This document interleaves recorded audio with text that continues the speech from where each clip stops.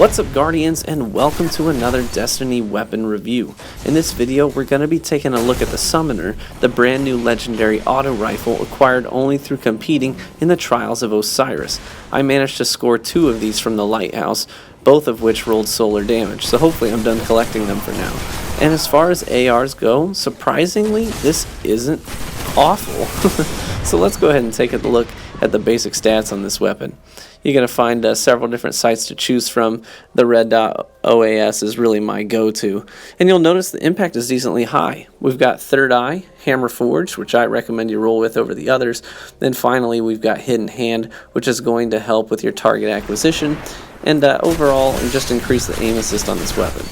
So this weapon is, I would say, one of the easiest ARs to use. It's highly stable, the range is decent, the fire rate is good, the time to kill as far as assault rifles are concerned really isn't that bad. Now all that being said, this is still an auto rifle, and currently the way that the game is balanced, auto rifles are not favored in the Crucible by a long shot. But all that aside, as far as ARs go, this is probably one of the best ones in the game right now. It's comparable in a lot of ways to a Vanquisher in terms of the rate of fire, but I think the time to kill is overall a little bit lower on this weapon than it is with the Vanquisher. So I recommend go ahead and getting your hands on this weapon if you can. I don't think that you'll regret it down the road, because I think, as we all are well aware, auto rifles are most likely going to get a buff in the days to come. I think probably my assumption is that we'll see a buff within the next month or so for auto rifles. And when that happens, I think that this is going to become a highly coveted auto rifle. And I think that this is a primary that you're going to start seeing a lot more of. Now, for the time being, if I'm being 100% honest, I can't overall recommend that you use this weapon as your go-to primary in the Crucible, just because there are so many other weapons that are equally as easy to use, but are just much more effective. Just about any competitive pulse rifle would be a better choice at this point with the way that the game is set up than this weapon. But overall, this is a pretty good AR. It's not a terrible weapon to use, and I found that it was decently good in control, and I was able to be pretty competitive. Now, that being said, it's not going to win you any gunfights against a skilled player using something like Thorn or The Last Word.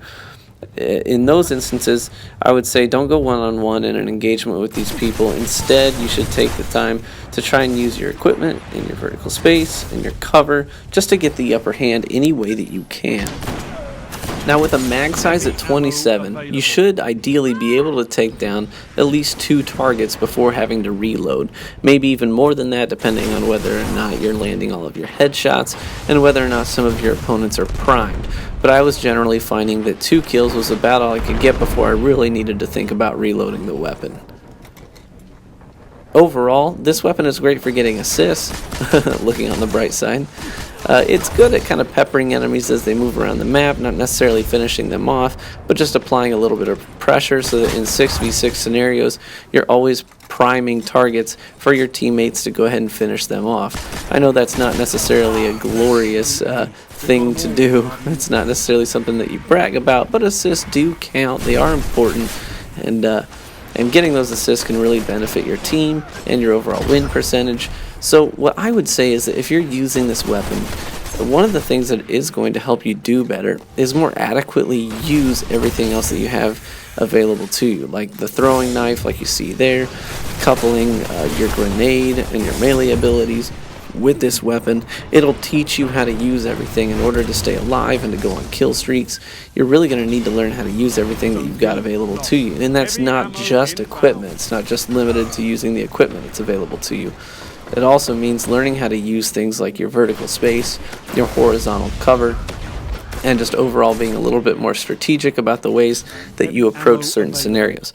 So if you want something that's going to help you exercise your strategic approach to the Crucible, then I would highly recommend using this weapon. It's not terrible, like I said, but it is going to force you to learn how to use everything else and overall just become a much more well-rounded player in the Crucible.